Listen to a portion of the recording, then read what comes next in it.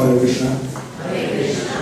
I'd like to welcome you all again, and those who are new, those who are old, or those who have been coming to the temple, probably they don't need an introduction to the Maharaj. They know Maharaj as he is a frequent visitor to the city temple.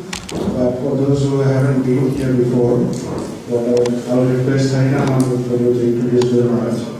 And before he starts, I would request all of you to put your mobile phones on the vibratory mode or silent mode. And those who are with the kids, probably you can sit at the back just in case they need you, because we have a kids arrangement into the other room. Those who don't know about that arrangement, please come and talk to one of us. Thank you. I will hand it over to Harinam. Hello everyone, Hare Krishna.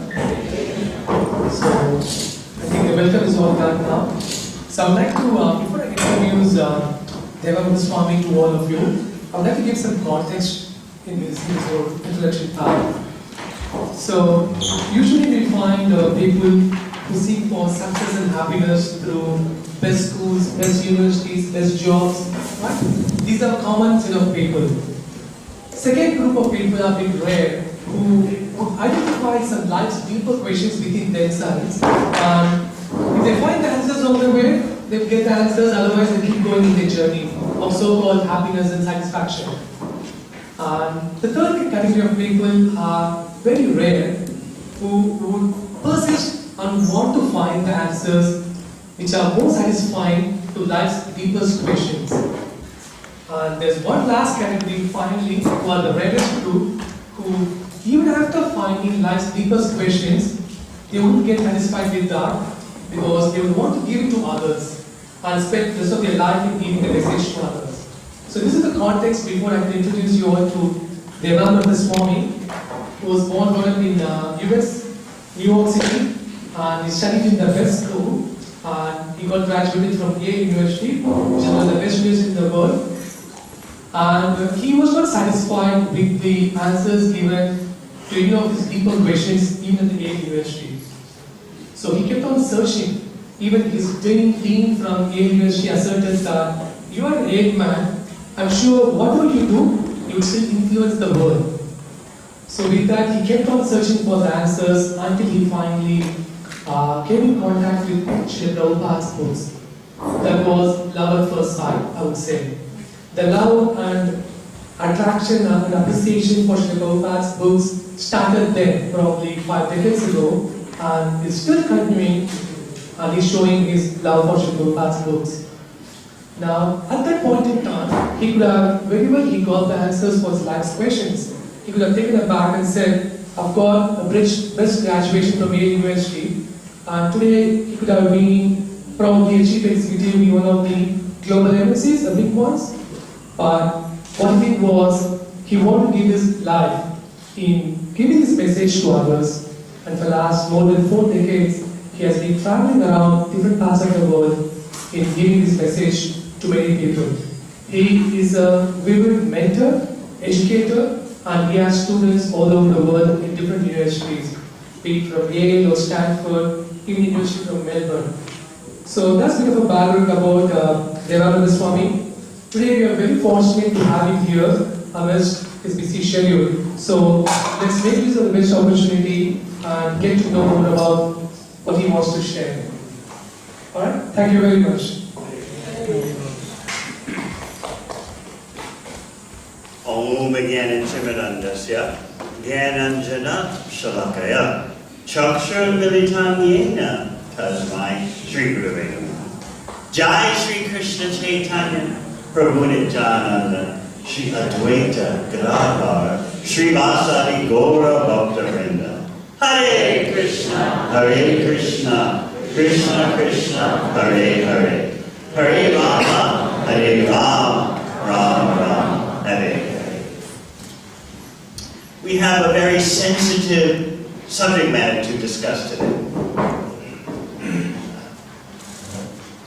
More sensitive than the topic of human relationships is the topic of money in your life.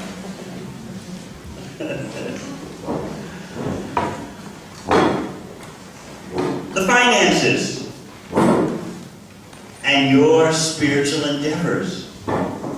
Can there be any correlation, any harmony? As you know, money is such a dominant issue. In fact, if you want to see where a large portion of your life's energies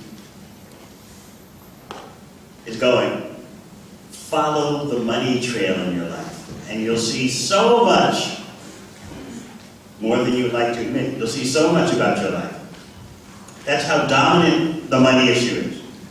So the question for Bhakti Yoga people, Krishna conscious people, is how to handle this tremendously powerful factor in your life known as finances. If you can follow the money trail in your life, as I said, you'll see so much of where your concentration, your worries, your hopes, your dreams, you'll see where it all is happening. Now, there are generally three types of persons who all relate to finances. The first type is always thinking about it. Probably most of you would say you're not in that category, but you're always thinking about it. The second category is very rare. Persons who never think about it in terms of their own financial concerns. Maybe they're part of the saffron set. But anyway, that second category, as you can imagine, is very tiny. So, you have the category of those who are always thinking about money. Some financiers, banker types in terms of their consciousness. It's one thing to work for a bank. It's another thing to have the consciousness of a banker. What's the third category? This is a very big category. Those who are in denial. Money, I never think about it. It's not an issue for me. That's the biggest category. Before we go deeper, let's look at some verses from Srimad Bhagavatam, 7th canto, which I think they're going to scare you. But we need a pure devotional background in which we can discuss the practical ramifications. Let's hear from Prahlad Maharaj, speaking to his schoolmates at the age of 5 years old. Are you ready?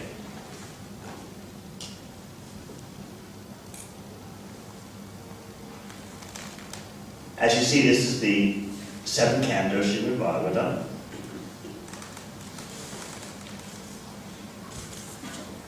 Everyone can see in the back?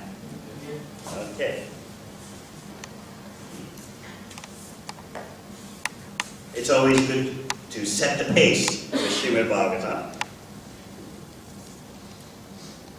Tat priyaso nakaptavyo yata ayur vayam param natata vindate chemam mukunda charanam bhujam. Prahlad Maharaj is speaking to his school friends during recess time. Endeavors merely for sense gratification or material happiness through economic development are not to be performed, for they result only in a loss of time and energy with no actual profit. If one's endeavors are directed toward Krishna consciousness, one can surely attain the spiritual platform of self-realization. There is no such benefit from engaging oneself in economic development. How do you process this? Sounds a bit intimidating, yes? Maybe some of you feel like, we might as well just give up. Not give up our economic development, but give up our Krishna consciousness. Economic affairs seem so necessary, so germane, so intrinsic, so essential for life. So what is Prahlad talking about? You could dismiss it saying, well, what does a 5-year-old boy know? And then you say, well, Prahlad Maharaj was not an ordinary 5-year-old. He was a Mahabhagavad, devotee of the highest caliber. Then you get around that by saying, he knows all about spiritual things, but when it comes to material affairs, you can't expect him to know about that. Therefore, he says things like this.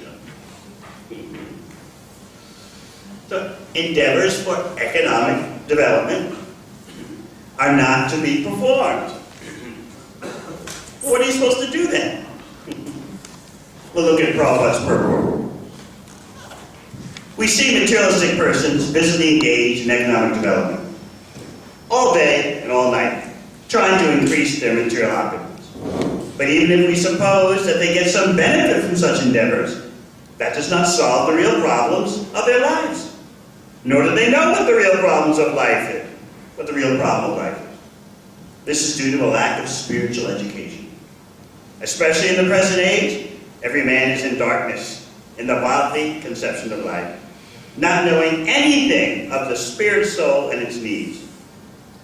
Misguided by the blind leaders of society, people consider the body to be everything, and they are engaged in trying to keep the body materially comfortable. Such a civilization is condemned because it does not lead humanity toward the real goal of life. People are simply wasting time and the valuable gift of the human form because a human being who does not cultivate spiritual life but dies like the cats and dogs is degraded in his next life. From human life, such a person is put into the cycle of continuous birth and death. Thus one loses the true benefit of human life, which is to become Krishna conscious and solve life's problems. Now what would you say to this? Solve life's problems. But the main problem is money, right? But you see, Bhagavatam is correcting our vision of what life's real problems are. It's redefining your human mission. Due to our social conditioning, the financial problems have occupied center stage in our life. Prahlad Maharaj and his representatives are trying to correct that. So again, if you want to see so much of where your life is focused, trace the money trail as it winds its way through your life. Well, let's hear a few verses more from Prahlad Maharaj, and then we'll discuss a bit. Let's go to text 10. Very famous expression that Srila Prabhupada would often quote about money being sweeter than honey. Kon varta trishnam visarjat prane vyopi yaipsata yam prinat yashubi praistais taskara sevako vanik. Money is so dear that one conceives of money as being sweeter than honey. Therefore, who can give up the desire to accumulate money, especially in household life? Thieves, professional servants, soldiers, and merchants try to acquire money even by risking their very dear lives. So you might say, well, we're not risking our very dear life. We're not soldiers, we're not thieves. We're just in the working world. But as you heard in the previous verse, we're risking our spiritual life sometimes, risking our solving the real problems in life. Let's continue. Text 14. Kutumba Pushaya Viyan Yajayur Nabujate Dum Vihitam Pramata Sarvatatapa Traya Dukitatma Navijatena Swat Kutumba Rama. One who is too attached cannot understand that he's wasting his valuable life for the maintenance of his family. He also fails to understand that the purpose of human life, a life suitable for realization of the absolute truth, is being imperceptibly spoiled. However, he is very cleverly attentive to seeing that not a single farthing is lost by mismanagement. Thus, although an attached person in material existence always suffers from threefold miseries, he does not develop a distaste for the way of material existence. So this verse is redefining expertise. We pride ourselves on our ability to manage finances. We don't want any loss. We don't want any wastage. But what about the asset of our human form of life? That's considered something else. We're trained to be razor sharp, laser-like in our analysis of financial affairs. But meanwhile, our greatest wealth is being squandered. This is what Prahlad is warning about. Yes, I agree, it sounds severe. One who is too attached cannot understand that he's wasting his valuable life for the maintenance of his family. I don't like that. What's wrong with maintaining a family? Prahlad is just over the top, right? He's just gone too far. And he's 5 years old. Or he's a Mahabharata. What does he know? Next verse.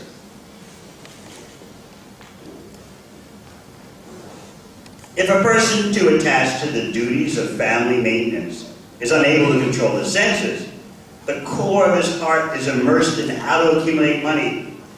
Although he knows that one who takes the wealth of others will be punished by the law of the government and by the laws of Yamaraj after death, he continues cheating others to acquire money. And then finally, text 16. Oh, my friends, sons of demons, in this material world, even those who are apparently advanced in education have the propensity to consider, this is mine, this is for the others. Thus, they're always engaged in providing the necessities of life to their families in a limited conception of family life, just like uneducated cats and dogs. They're unable to take to spiritual knowledge. Instead, they are bewildered and overcome by ignorance.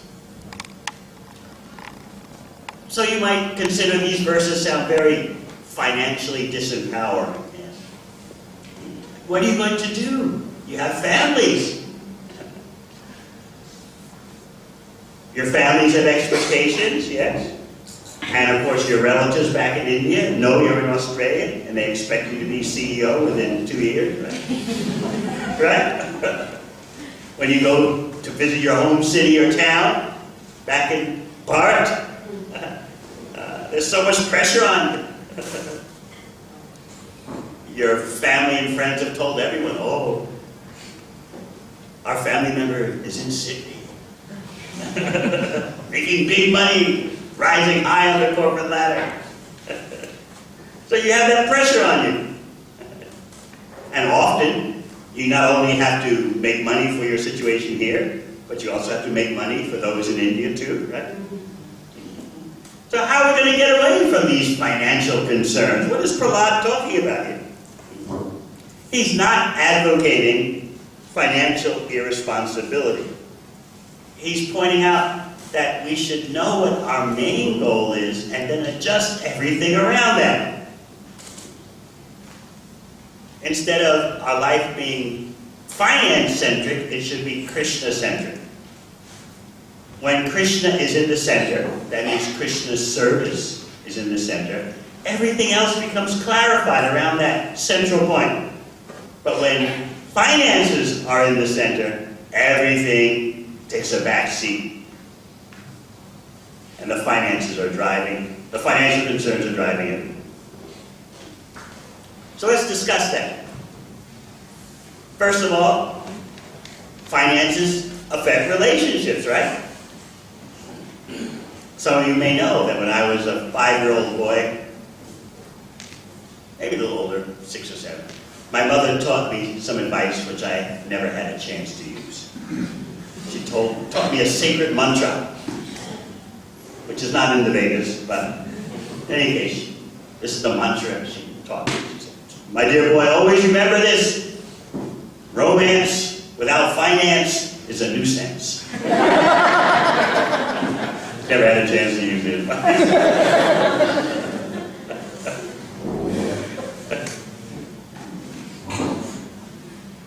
And perhaps you've heard another mantra recited by persons whenever marriages are being arranged.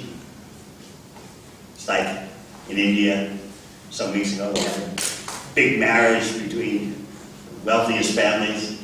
All the celebrities were there, all the top politicians were there. So that saying goes something like this: marry the money, love comes later. What do you think? I see some nodding their head. Be practical, in other words.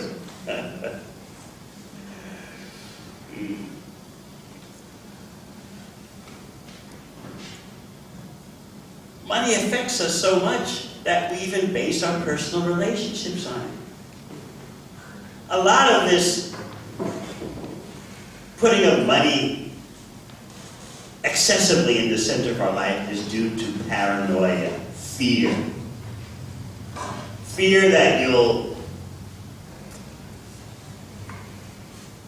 miss out, you'll lose out. You're looking at your life as if it's a race. And when you're running a race, as I often point out, what's the greatest fear? Left behind. No, that's not the greatest fear. The greatest fear is not that you'll lose. True, you want to be number 1 or at least number 2.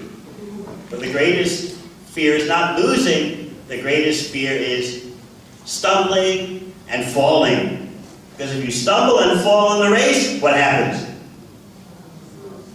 Huh? You have done more than lost. You get trampled as everyone races over you. It's horrible, isn't it? So there's this deep insecurity that many persons have. An example I often give is a true story. There was a study done by the New York Times, the kind of smart person's media in the USA. They're also penetrating into Australia. Their website has a special Australia section. So, to qualify for the survey done by the New York Times, you had to have 3 things.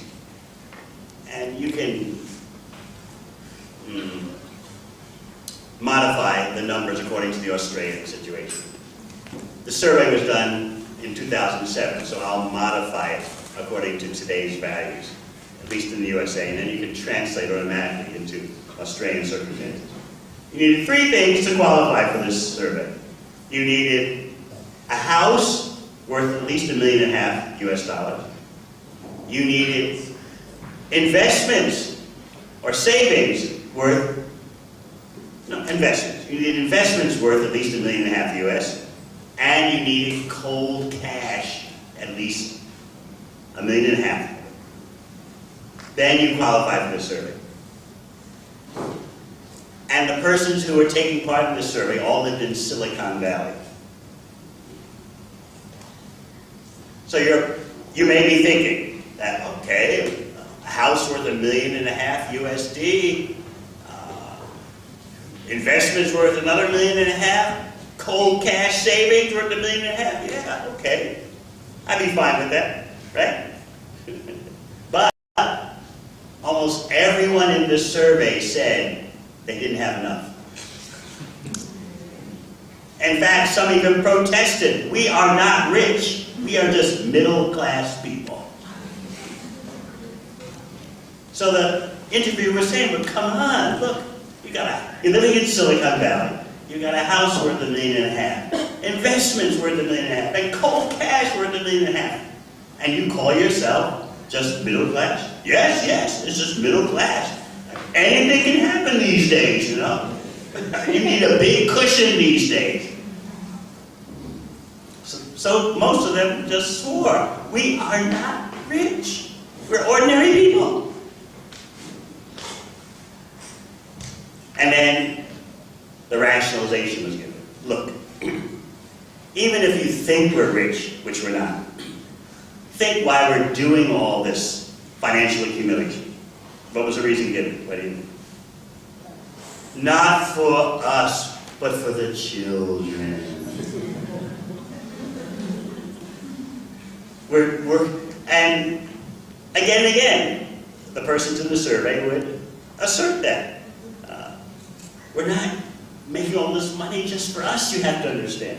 Whether you call us rich or not, that's not the point. The point is, whom are we doing this for? The children. We want the children to have a nice life.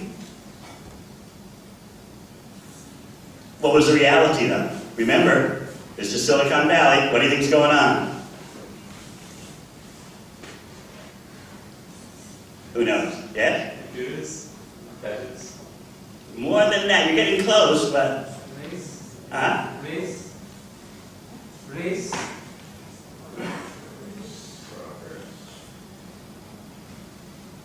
For these startups, what do you think life is like? Huh? 24/7, right.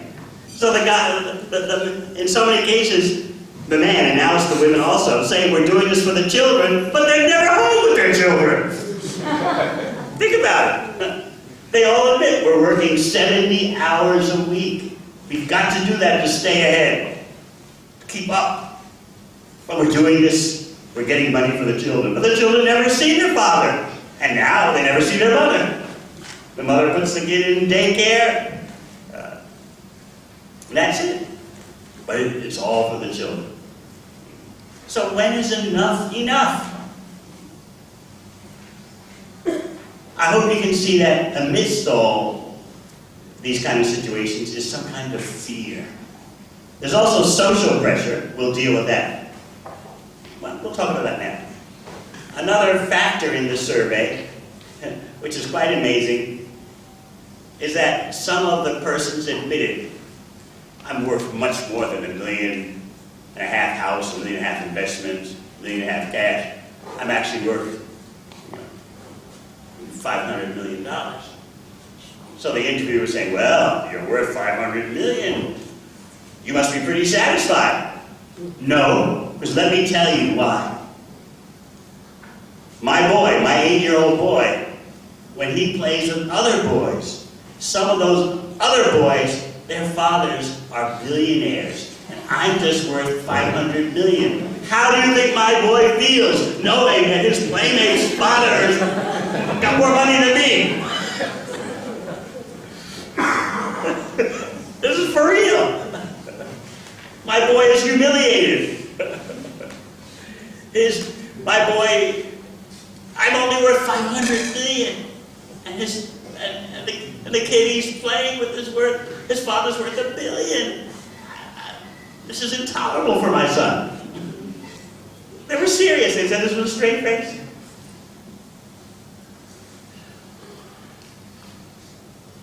So just think of the social pressure that constantly pushes you to get more and more money.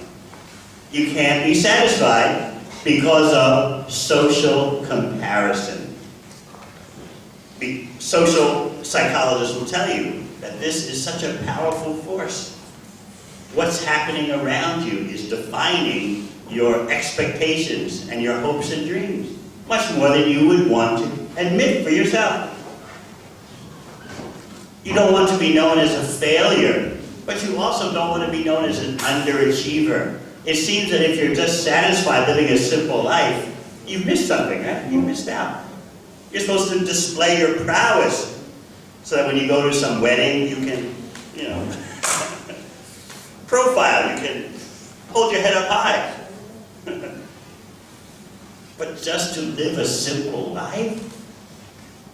And we also tell ourselves, well, I'm a devotee. If I live a very simple life, people will think that bhakti is not attractive.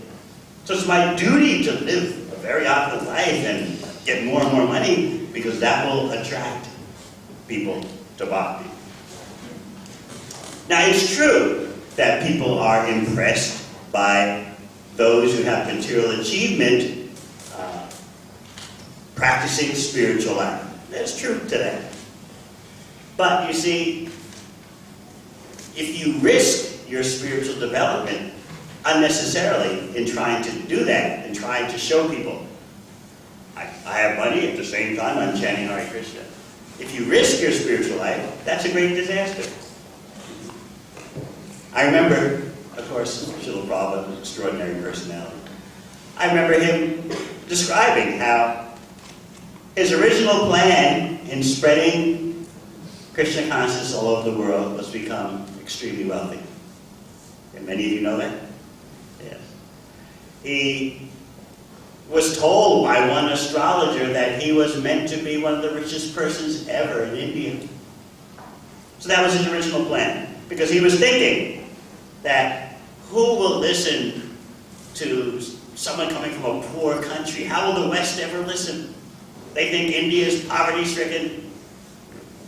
Just like when I was a little boy, whenever my mother would talk about India, she would tell me at dinner time, finish your food, remember the starving people in India.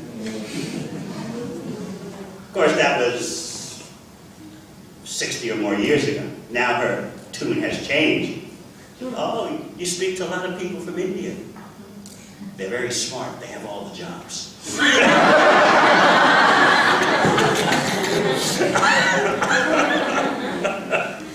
Times have changed.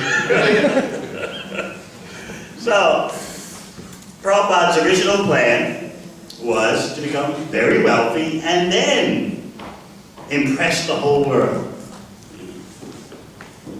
Just like when our Ambarish Das, great-grandson of Henry IV, when he speaks in India, people are impacted. Oh, such an extremely famous and wealthy family practicing Krishna consciousness. I guess I should listen. So that was Prabhupada's idea for himself. But he said that Krishna and he had a personal argument. Yes. He wanted to spread bhakti as a super rich person, and Krishna wanted him to do it as a completely poverty-stricken person. So he said, Krishna and I had an argument. Obviously, Krishna won the argument. Prabhupada came to the U.S. penniless.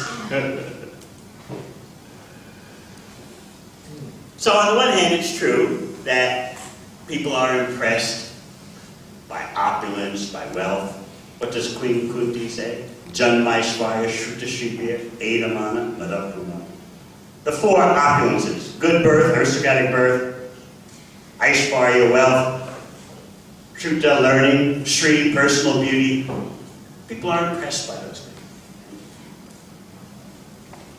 Just like I have to tolerate when they make their announcements. Oh, he graduated from Yale University.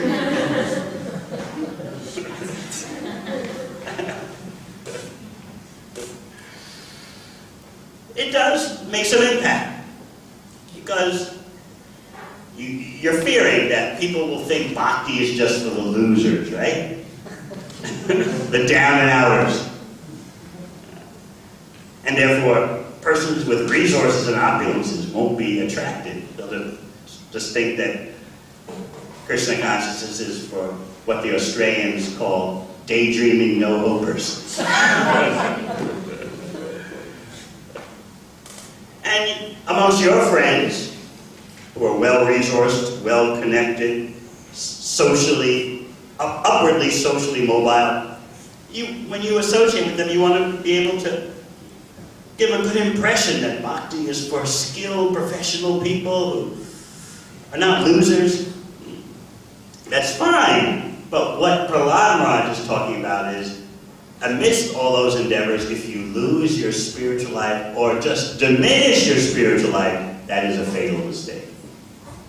So you see, some people can easily pull it off, being very wealthy and at the same time being very spiritual. You can't generalize saying, well, that one did it, so I can also do it. Everyone's situation is individual. Someone can be extremely rich and be extremely spiritually focused. Someone can be extremely poor and be not spiritually focused. So it's not your economic situation that counts, it's all about the focus and how you're using the resources of your life. If you can make billions of dollars without endangering your spiritual life, go right ahead. That's Prahlad's point. But be honest. If you're working 24/7 in complete anxiety about investments and real estate and climbing the corporate ladder, and you can't chant Hare Krishna in peace, what's the use? That's Prahlad Maharaj's point. Just forget it. Better live a very simple life and save time for your bhakti. So there's the social comparison, the pressure on you from others who don't understand your spiritual commitment or don't accept it. Whether they're from India or not, they may not accept it. When I'm discussing in Mumbai, Delhi, often persons tell me, Swami, what you're talking about is for a different age. This is the material age, so we have to be material. They often tell me. And then there's the famous answer, which I'm sure you can guess. Swami, yes, what you're saying is true. I'll do what the Bhagavad Gita and Bhagavatam say when I'm 60. Exactly. Not 60, generally 70. Now is the time for making money, and then when I'm 70, that's the spiritual time. That's a very cool answer. So this is why Prahlad Maharaj is speaking the way he is. You've got to get the central focus right from the very beginning of life, not when you're 70. So he advises his schoolmates, Komana Acharet Pragyo, Dharma Bhagavatana, Durlabha Manasam Janma, Tarapya Dhruva Artadam. From the very beginning of life, begin your bhakti. This human form is temporary, yes, but it still has artha. It still has value, because with that human body and its advanced consciousness, you can make a beginning in your spiritual development. So Prahlad Maharaj's advice is, don't delay your spiritual development ever for financial considerations. So we've dealt with the social comparison. Let's talk about the fear, the paranoia. Having money gives you a false sense of security. You might say, well, people want to be secure. What's wrong with that? But let's get to the root of this psychological tendency. I asked this question in India, and 75% of the persons raised their hand. We'll try it here in Sydney. How many of you, when you were little, played the game of musical chairs? Raise your hand. About 70%. Do you remember the feeling when the music stopped and you didn't have a chair? Do you remember? Bhagavad, do you remember? Yeah, so I'm still shaking. It's a horrible feeling. And what did you try to do? You tried to squeeze onto the chair of another kid, right? Anything but be left without a chair. So we have that kind of consciousness. Materialistic society has ingrained in us the social comparison, what's everyone else got? And also the fear. No matter how much I have, it's not enough. I've got to have money for 10 years from now when the insurance rates triple. There's always something, right? I've got to have money for 20 years from now for when my child may go to a private university, and I've got to pay for that. Just like, I know right now the cost for a 1 year at Yale University is $55,000 US a year. Of course, I was on a full scholarship, but if you choose a private university, you want to send your child outside of Australia, overseas, to some prestige school, it costs a lot of money, and the costs are always going up. And so you tell yourself, I want my child to have the best, so I need more money. This insecurity, this paranoia, that disaster can strike any moment. Costs can skyrocket. Australia could become like Venezuela. I've got to have money to protect against that.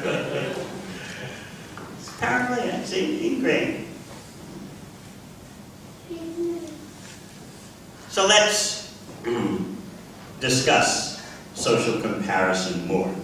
I have some surprising information for you. This information comes from that new combination of psychology and economics called behavioral economics. I often point out, if you want a cutting-edge field to study, this is it. Why do people make the economic decisions that they make?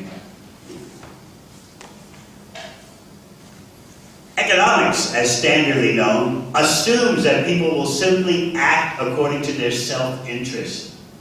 But behavioral economics points out people actually do not know what their self-interest is and will act in ways that are completely contradictory to their self-interest. A simple example. So many of you have seen in shops, especially supermarkets, offers like, buy two, get the third one free. Right? And you practically fall for it every time, don't you? You only need one of the item, but you can't resist getting the third one free. You can't control your senses. Buy two, the third one is free. So you trick yourself, right? Well, I only need one for the foreseeable future, but maybe I know someone who can use the other two, right? Or you never know, I could lose the one that I have. So even though you're actually paying more money than you intended when you went to the shop, you cannot resist, buy two, get the third one free. And of course, the marketers know that. They know that your senses can't resist. You want to feel like you're getting something for free.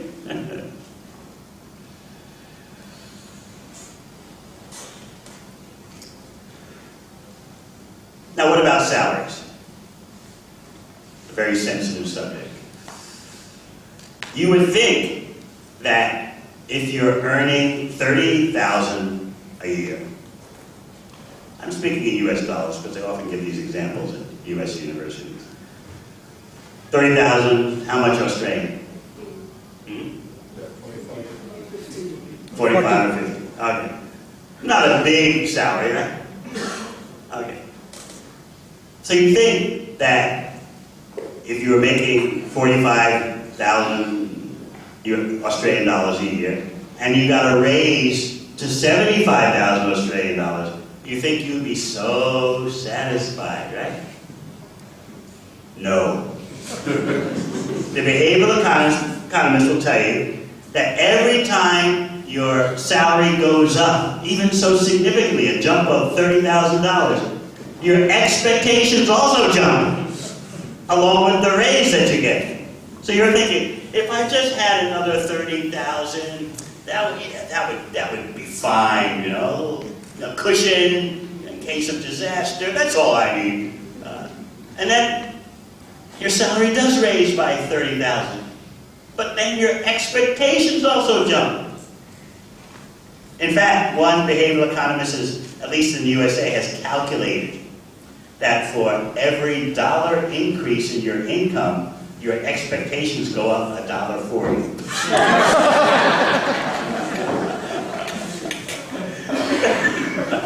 You never thought about that, did you? You thought, I'll just be so satisfied. If my employer, my corporation, would give me 30,000 Australian dollars more. No, you won't. You can't control your mind and senses. So standard economics assumes that people are rational beings who act for their self-interest. Whereas behavioral economics points out that people are not rational. They can be bewildered so easily. Why'd you get the third one free? Here's another way of looking at the same situation. Let's say you're making 50,000 Australian dollars a year, and you get a raise to 100,000 Australian dollars a year. You have doubled your purchasing power. Let's see.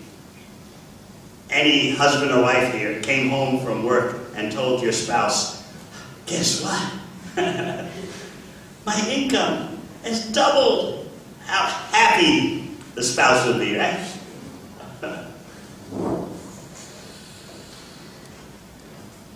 Your purchasing power has doubled.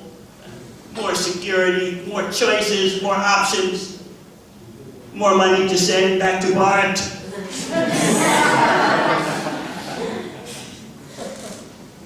Okay, so yes, there is a significant happiness boost, temporary. But you're not living in isolation. If you get a raise from 50,000 to 100,000, but you're surrounded by persons making 150,000, you'll still be miserable. Because you're defining yourself in terms of your context, your social relations. You would have been happier with 50,000 alone, living in isolation, than you would be getting 100,000. Your purchasing power is double, but there are people around you making more money. You can't handle that. You're in anxiety.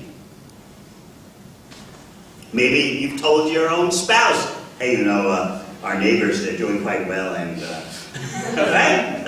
You need to pick up the pace a bit, because you're looking around. It's social comparison, and you're taking your bearings from what's happening around you. So even though your income has doubled, your purchasing power has doubled, people around you have more, and therefore you're dissatisfied. So this should teach us something about how money is very hallucinogenic, except when it's used in Krishna's service.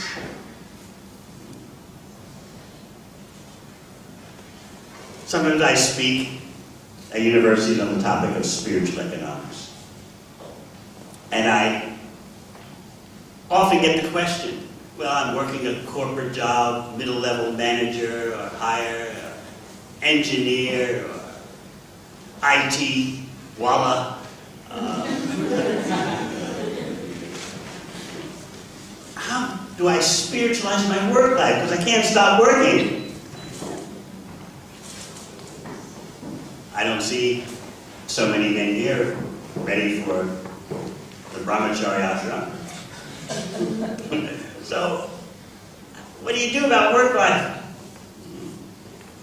Srimad Bhagavatam advises that even your material occupation is not meant for enhancing your gratification.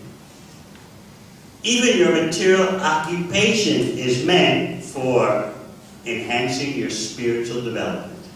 Now, how can that be? You would think there's a division.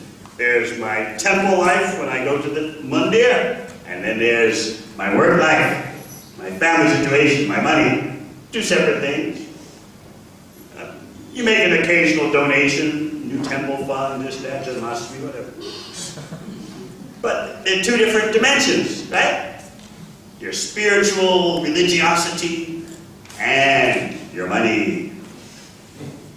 But Srimad Bhagavatam says there's no split, there's no division. The true human being goes to work not to get, but in order to give. Usually the mentality is, I'm going to work because I want to get, I want to have the resources to get what I need, what I want, and not just for me, but for the family. But Bhagavatam is saying, go to work to give. Use the resources for giving yourself a spiritual lifestyle, a Krishna conscious lifestyle. Giving to your family if you have one, and giving it to as much of the world as your resources will allow. That is going to work to give. So instead of being selfish, well, to raise more income, I'll be able to get this for me, and not just for me, for the children, for the wife, for the relatives. That's selfishness. And the Bhagavatam, as you know, describes that selfishness as extended. It's still selfish even though it's for others. But the others are all in relation to your body. Therefore it's called extended selfishness. And this is what Prahlad Maharaj is attacking. This limited conception of family life. I, me, and mine, all my relations, all those who are related to my body.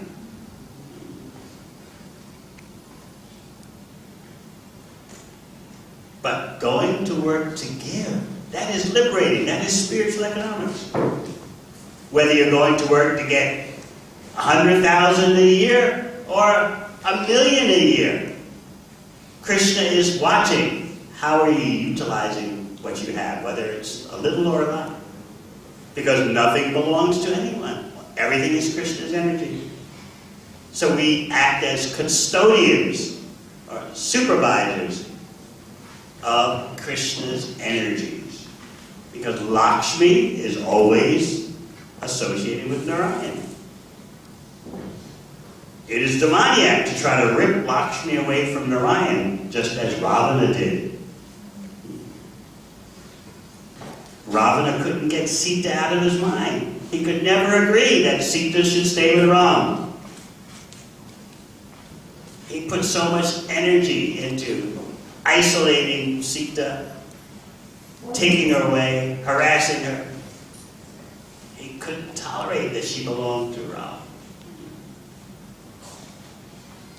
So in the same way, we could be a little influenced by those tendencies, by our refusal to acknowledge that financial resources are Krishna's property. But when you go to work to give, practicing spiritual economics, you're free of all that attachment. You taste the exhilaration of engaging resources in Krishna's service.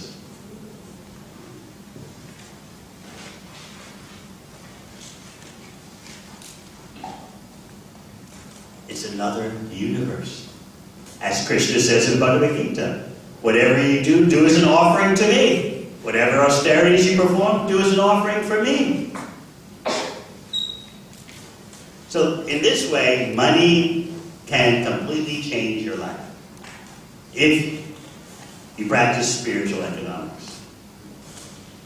Krishna doesn't say you have to live poverty-stricken. But you need to be honest. Whether you're endeavoring for 50,000 a year or a few million a year, is the endeavor jeopardizing your spiritual development? As I said, some persons can make millions a year and their spiritual practices are not affected. Others, just striving to double their income from 50,000 to 100,000, they stop chanting their japa, they stop coming to the temple. So everything is individual. So Prahlad Maharaj is not saying that you have to live like a pauper, poverty-stricken. He's pointing out that you should always focus on what is the central purpose and what are the central problems that you need to solve.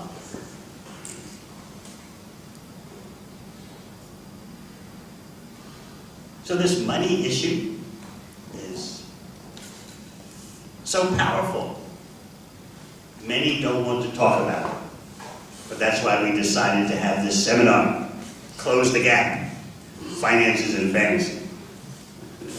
So just remember, the more you get, the more you're going to want. Why is that? Anyone have an idea why that is so?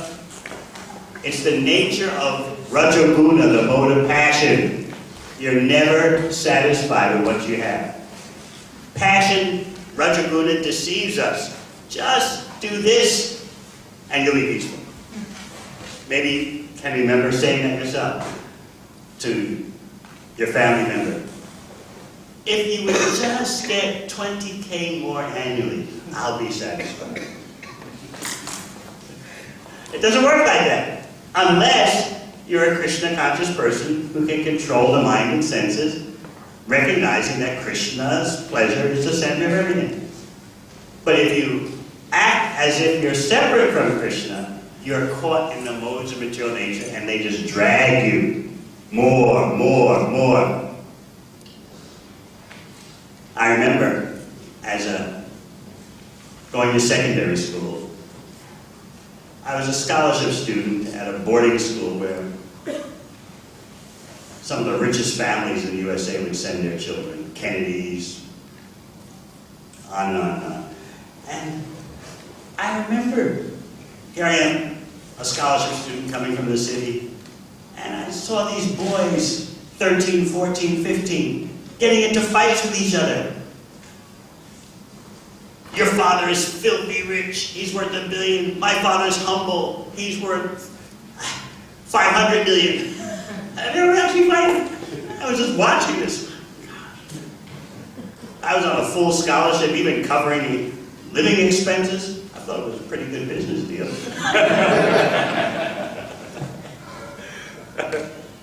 What happened when I was 14, during the summer break, I had a job. My mother arranged that I had a job pumping petrol at a service station. Oh, so I hate it. Out in the hot sun, the sun is shining off the bumpers, and back then the bumpers were all metal. I think they're rubber now or something. They were metal. My eyes were just blinded, and I remember what was the ultimate. You know what? Most of the service stations, the petrol stations at the time, make their money on oil, not petrol. So the manager of the petrol station would always tell me, ask each customer, can I check your oil?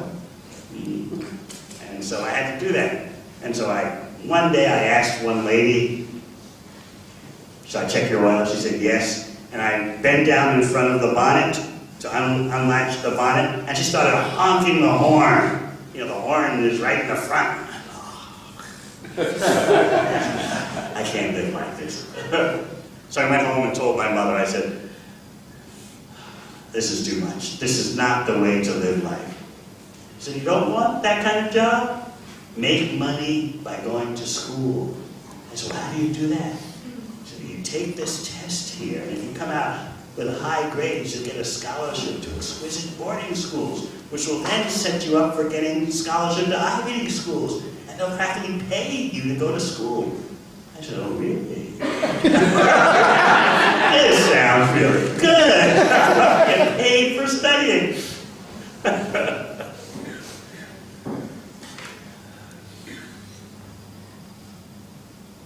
So that's how I wound up at this fancy boarding school. The school had its own ski slope in the mountains of New Hampshire. But I saw these kids fighting with each other because one father was worth 500 million, the other father was worth $1 billion. And I saw they weren't happy. All my illusions were shattered about wealth and aristocracy. These kids were not happy. And they were in such paranoia. Oh. There's no question of not going to university. And these schools would send 100% of their graduates to university. So that wasn't the point. The point was, it's different than Australia. The point is, which university are you going to? Because that classifies you for life. So the school staff were always in anxiety every year. How many are we sending to the Ivies this year? Because that was their, that was their, how they were graded in terms of prestige and in terms of what the parents were thinking. Parents want to send their kids to schools that show high achievement. But I saw how miserable these kids were. They're in such anxiety. They would come up and tell me, "Oh, how did you do it? You're going to Yale, and we're just going to University of Georgia, or University of Virginia. Tell us, where did we go wrong?" Where'd you go wrong? Your father's worth $1 billion. But they're under such pressure, can you understand? Because of the social comparison. So even if you make it big, you're still suffering so much. In other words, money does not automatically equal happiness. You have your money karma, so to speak, and you have your happiness karma. The two aren't automatically connected.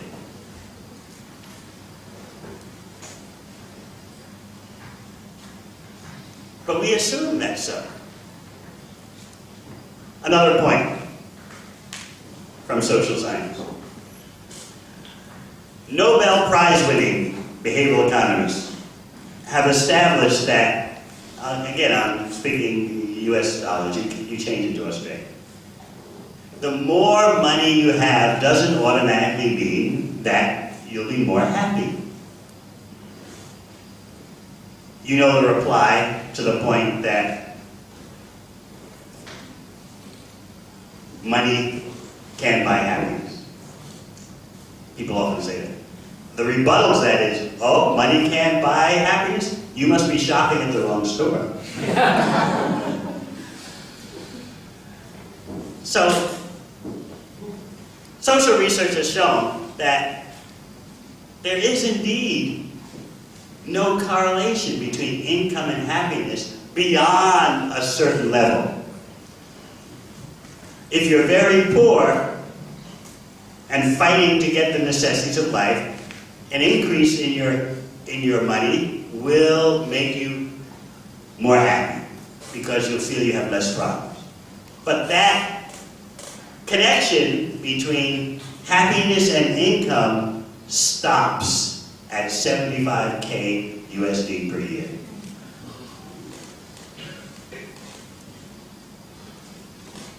Beyond 75, what's that in Australia? 100? All right, beyond 100, 110K Australian, any further increase doesn't lead to an increase in happiness. The correlation stops. You've got what you need to live comfortably. You're not struggling anymore. So then you would say, well, why don't people stop endeavoring for money, beyond that certain level? Let's say stop at 100K Australian per year. It's not going to make you more happy, and you really want to be happy.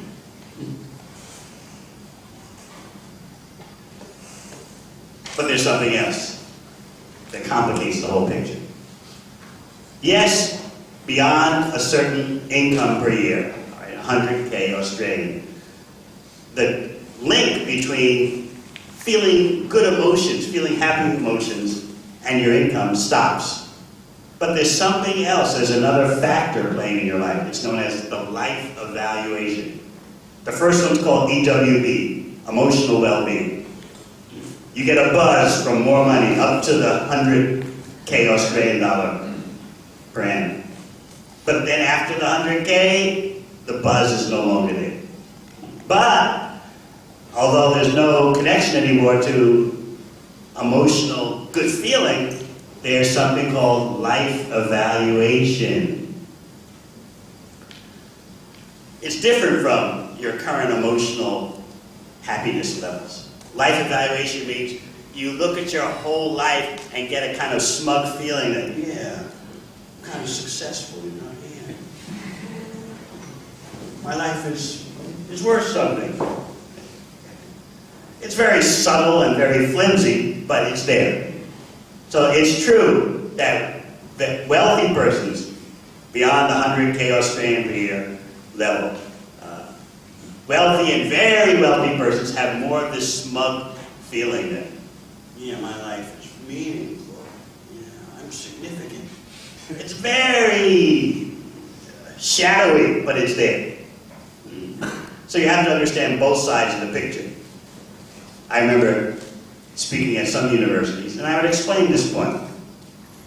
Beyond 100K Australian a year, the link between your emotional well-being and your income drops out. And surprisingly, certainly when I speak at the University of Melbourne, many 600 persons in the audience, they've heard of this. They raise their hands. Yes, we've heard that. We know it. And then I follow up with a question. All right, you know it. So many of you heard that. How many of you are prepared to not make more than a basic middle class standard of income throughout your life? Maybe out of 600, 5 persons raise their hands. So what's going on here? There's a disconnect between what we know and how we behave. And so behavioral economists are always focusing on that. You're not a rational creature. You're subject to so many influences that make you act in an irrational way. Many of you have heard me talk about something called the impact bias before. It's the psychological tendency to always overestimate the emotional bang that a future event or acquisition or experience will give you. Because, as the Bhagavatam Tom explains, so much of your so-called happiness is all about expectation and anticipation. I hope you can grasp that. If you can fully grasp the impact of that, you'll save yourself so much trouble. So the impact bias means that as a human being, we are lousy at what's called emotional forecasting. I don't know how the weather has been in Sydney, but in Melbourne, you get 4 seasons a day. Certainly in Auckland, New Zealand, it's like that. It's very difficult to predict the weather. I remember some years ago at one of our events at our Bhakti Center in Wellington, one man was coming with his wife, and I asked him, "What do you do for a living?" He said very proudly, "I accumulate all the weather data for the New Zealand meteorological government entity, and when I accumulate the weather data from all the inputs, I then supply it to all the media, the newspapers, the TV stations." He said that very proudly. Yes. I'm the one who dispenses all the weather facts. So I said, "But this is New Zealand. Don't you know that no one takes weather reports seriously?" He was from the Netherlands, so he hadn't clicked on that. He had just come over on the plane, and gotten a dream job with the New Zealand Meteorological Ministry or something like that. And so he was telling me very proudly, "Yeah, I get the data for the weather, I feed it to the TV stations, the radio stations. Yeah, I'm sitting pretty, a very important job." And I said, "But no one in New Zealand takes weather reports seriously. The weather is so unpredictable." He said, "Oh, that's not true." So there I was, surrounded by about 100 persons at our Sunday program. And so I just stood up and said, I told the man, watch this. I stood up and said, excuse me, how many here of you 100 people listen to weather reports? No one raised their hand. The guy was shattered. He was so stunned. It wasn't the money, it was, he felt he was doing something with such social import, you know? And then he saw a room full of 100 persons, 100 Kiwis, no one listens to the weather report. So, the story doesn't end. I didn't see him for a while. And then the next year, one devotee couple from Moldova, anyone know where Moldova is? It's in Europe, bordering Romania, Ukraine. It's known as the poorest country in Europe. So, the devotee couple, somehow they immigrated to New Zealand, and I asked the devotee couple, how did you pull that off, going from Moldova to New Zealand? And the husband told me, well, my wife had skills that the government really needed. I said, what skill is that? Oh, meteorology. She, this devotee lady gets the weather data and supplies to the TV stations. I said, was someone else in that job before you? She said, yeah, they had someone in the job before me, but he suddenly left the job. So me and my husband, these two devotees, we got a chance, to come to New Zealand. I said, just see, it's all worked out. Krishna takes care of the devotees. That must have been the reason why I said that to the man from Netherlands, to get out of the job. That's a true story.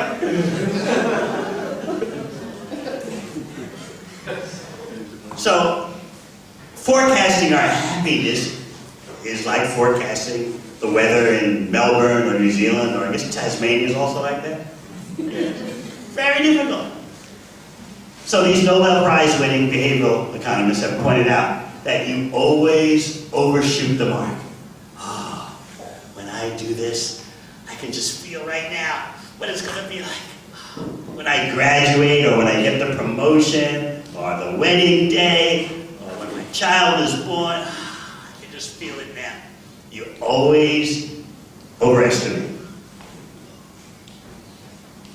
Now, the amazing thing is, and you might predict it, is that even though these Nobel Prize winning researchers know all about this and are studying it 24/7, they admit that they themselves fall victim to the same phenomenon. We can't control our senses. We may know, but we can't apply. Maya is too strong. One of the Nobel Prize winners was giving himself as an example. I thought that I would move outside the city to a big house and I would be happy. I did it. I bought a big house, I moved outside the city, and then after a while, a short time of being in the big house, I thought, I'm lonely. I miss all the people in the city. So he said, there's an example. He was fooled by the impact bias. He thought, this is going to be so great. I can just see it now. A big house outside the city. I'm going to feel really good. And the experience did not match his expectations. So this is called the impact bias. You're biased or predisposed to always overshoot the mark. Now, it works the other way too. You would think that if something bad happened to me, if I break both legs or if I lose my job, oh, I'm going to feel so horrible. You also overshoot the mark in that way too. So there's something about the human mind that exaggerates both happiness and exaggerates distress. Therefore, we should thank Krishna for telling us, Matra sparshas dukonteya, shitoshta, sukadukata, agama paino nijas, tamsatisha bharata. Happiness and distress come and go, like the winter and summer season. They arise, These perceptions arise from the senses tolerating the coming and going. Don't be knocked over by a flood of happiness, and don't be knocked over by a flood of distress. Because Arjuna had heard from Krishna, you're not the body, why are you lamenting about the outcome of the battle of Kurukshetra? Yes, soldiers will die. Why are you mourning for what is not worthy of grief? The body is meant to be finished. And Arjuna could reply that, I know all that theoretically, but still, I'm going to be affected. So therefore Krishna told him, Tam satiksha svabharata, you just tolerate it. Toleration in bhakti brings you to a higher level. So I hope you're getting a vision now for how material nature is bewildering us. The social comparison, what do others have? What are others doing? The impact bias, the breakdown in the correlation between happiness and income. I mean, really, do you expect yourself to be fully satisfied with that smug feeling that I'm successful, I'm making $1 million a year? Even though there's no correlation to happiness past 100 Australian K a year, still, when I do my life evaluation, I feel very good about myself. Is that really enough to do it for you? Of course not. If you utilize your resources in Krishna's service, you're giving Krishna pleasure, and because you're part of Krishna, you'll also be satisfied. This is the mystery of bhakti, and it defies material calculation, doesn't it? How is it that by satisfying Krishna, I'm going to be satisfied? It sounds very mystical, doesn't it? But therefore, Bhagavatam gives the easy-to-understand examples of watering the tree at the root and all the branches blossom, rather than you watering each leaf individually. And when you eat, just like when you had lunch today, you will be putting the food in your mouth. Why is that? Did you ever wonder that? Do you try to put the food in your ear or up your nose? You trust that by putting the food in the mouth, the whole body benefits. Similarly, bhakti means to learn how to trust Krishna through knowledge and experience. That by putting our energies to Krishna, everyone benefits. It has to be experienced to be believed. And that experience, that bhakti experience, makes all the difference. Otherwise, we remain very theoretical, very weak and flimsy bhakti yogis. Very weak and flimsy devotees. We need the experience of sacrificing for Krishna. Yajna, offering the fruits of our endeavors to Krishna. And those who do that are the happiest. Because they're part of Krishna. And by seeing to Krishna's happiness, automatically you're included. So I think we'll stop here for this session. Any questions? Yes. How does bhakti relate to gratitude, and do we become more grateful when we advance in bhakti? We're grateful to Krishna for the opportunity to engage in his service. Don't you know that Krishna does not give devotional service very easily? Why is that? Why doesn't Krishna give devotional service easily? Who knows? Yes? He gives himself to those who are engaged. He can give himself. He can allow himself to be conquered by your service. Therefore, Krishna does not give devotional service opportunities very easily. What does he say in Bhagavad Gita, 18th chapter? Brahmabhuta prasanama nasochati nakamshati. He says, first come to the Brahmabhuta platform of understanding you're different from the body. And then prasanatma, you're always joyful because you're situated as spirit soul. Nasomchati nagamchati. You're not lamenting for what you're losing and hankering for what you don't have. Samat sarveshu bhuteshu. You're equal to all living entities. So those are the qualifications. Brahma-bhuta platform, be established on the spiritual platform. Always joyful because of that spiritual establishment. No hankering, no lamenting. See all living entities as equal, and then what?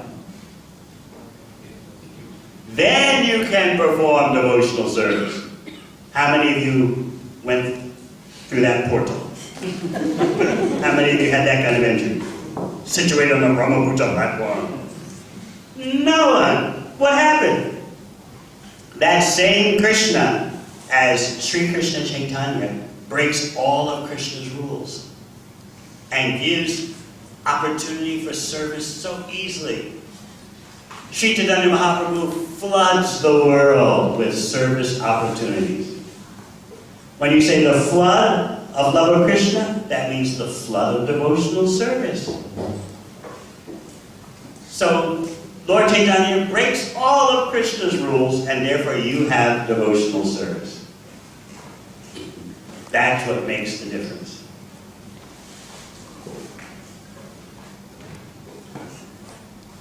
Anything else? Yes. We were speaking about how material accomplishments won't actually make anyone happy, especially if you consider the higher earners, and how that doesn't provide happiness. Yes, beyond a certain level, the EWB, the emotional well-being, drops out beyond a certain level of income. Yes.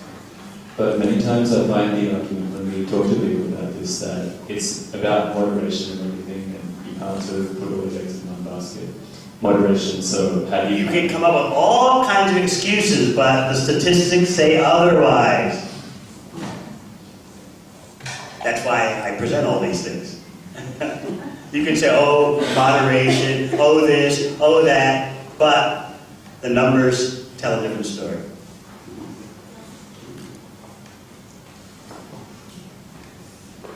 You really want emotional well-being. That means happiness. It's not going to happen. You may rationalize, well, moderation, this, that, the other, but no. You want to be happy. You have to cut to the bottom line, you know? People want to be happy. All that other stuff they say is just talk, you know? Moderation. They want happiness. But it's not, the happiness won't happen beyond a certain level. There won't be any significant, measurable change. Just like, I don't know the statistics for Australia, but I know them for the USA and for the UK. From 1950 to the 21st century, the economy has quintupled, gone up by 5 in terms of gross national product. 5-time increase in economic activity.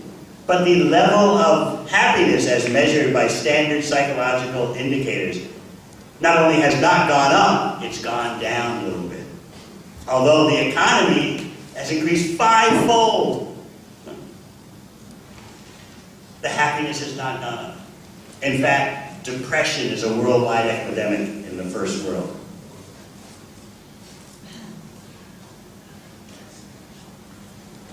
Those are the facts. Yes, Bhagavatas Raya Prabhu.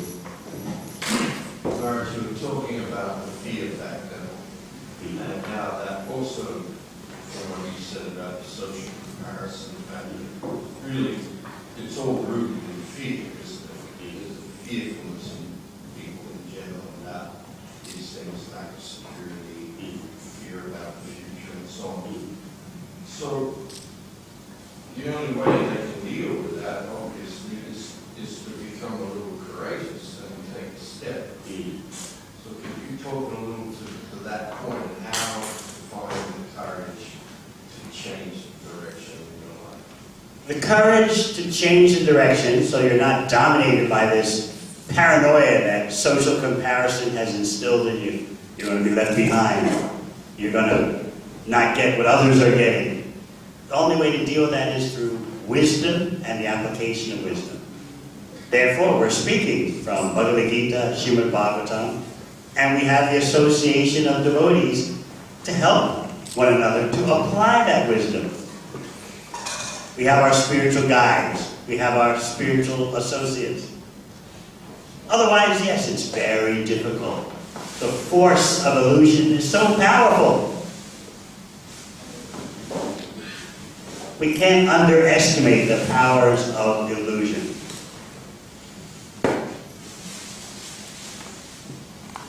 As I said, even the Nobel Prize-winning behavioral economists say they themselves fall victim to the same phenomenon that they're studying.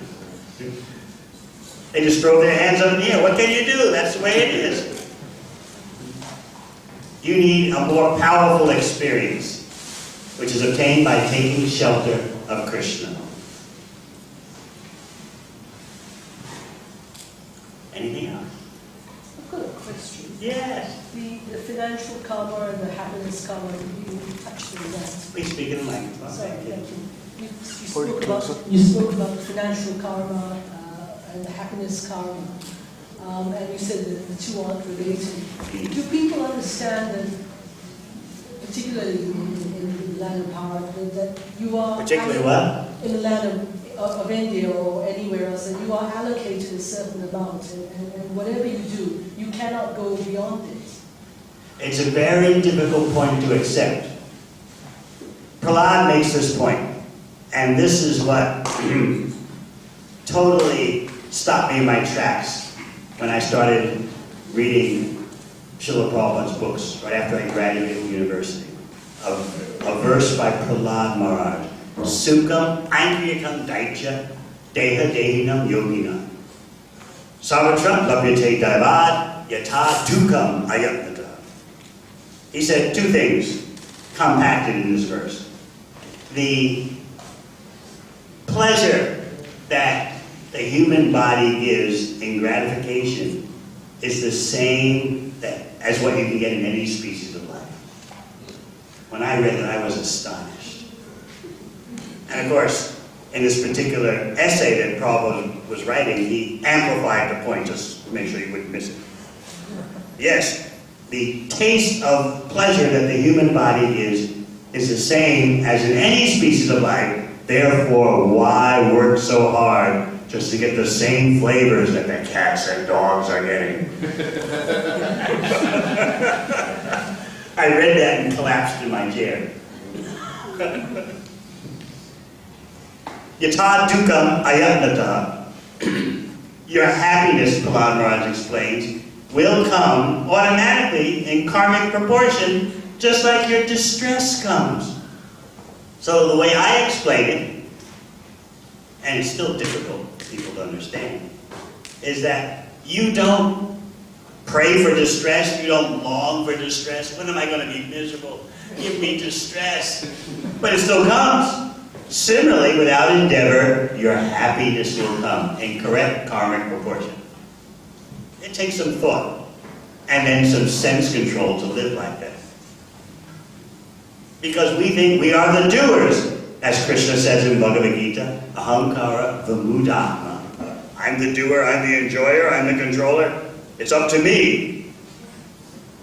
But no.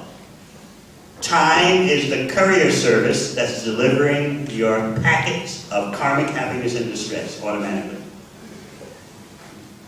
So a common answer then is, well, if I really accept that my happiness will come automatically in correct proportion according to my past karma, what motivation do I have to do anything?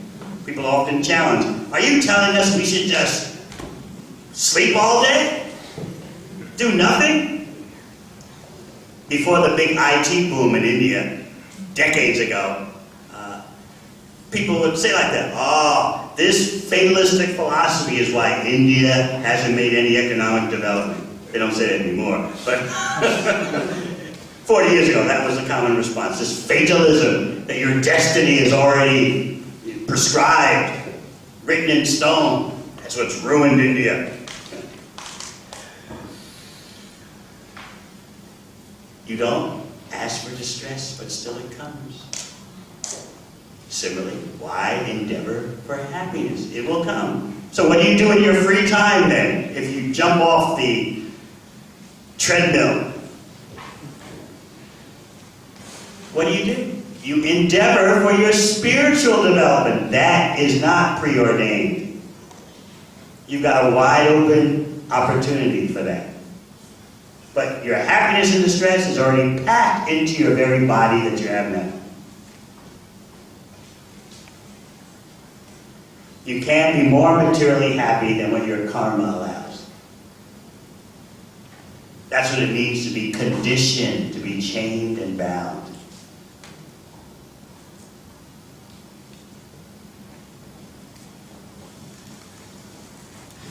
An example I often give in Australia, not to temple audiences, because this kind of thing doesn't happen that much. It's starting to happen a lot. The changing partners, one to the other. Whereas in Australia, amongst the general population, such things are commonplace. No one expects really that relationships will last. You just keep chopping and changing. So, let's say that you think you're not so happy. Let's say your name is Joe. You'll be Joe, okay? Here's Joe here in the front row. Joe is with Jane. And it's been great at first, but as always, the thrill starts to fade. So naturally, what does Joe think? Jane's got a problem. She's just not, she's lost it, She's just, the love and feeling is just not there anymore.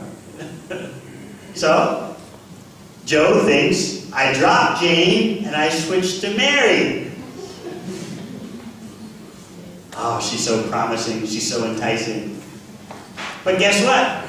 Whether Joe is with Jane or Mary, he can't change the karma of happiness that he's going to get. So he's gone through all that endeavor, just chop and change. He's worked, he's struggled, but he can't change the happiness that he's due through relationships.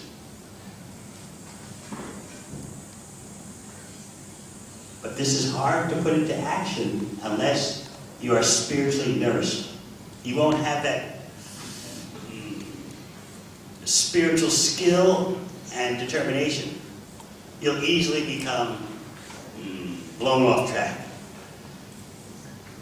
Theoretically understanding this and not having the sufficient spiritual taste so that you'll always act in the higher way.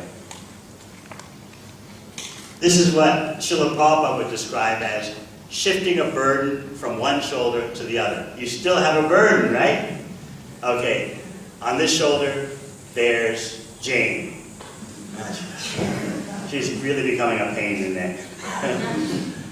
I shift that whole relationship burden to the other shoulder. Now I've got Mary. But you still have a burden. You still have your karmic burden. You can't reduce it materially. What do you think? This could save you a lot of trouble, yes? But no, the conditioned soul likes to dream. Oh, Mary.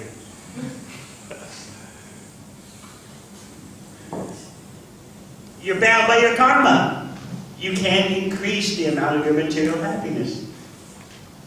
And you can't dump the amount of material distress you do. This is what Prahlad Maharaj is teaching his schoolmates in the 7th canto of Bhagavatam.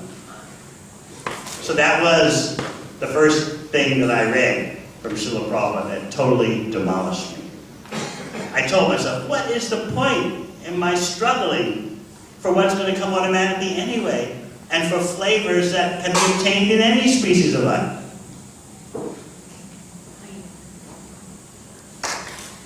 So I couldn't pronounce his name.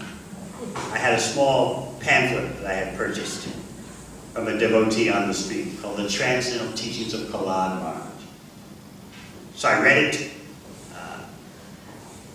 totally demolished me, and so I said, okay, tomorrow I'm going to a bookshop and find out more books by this Swami whose name I can't pronounce.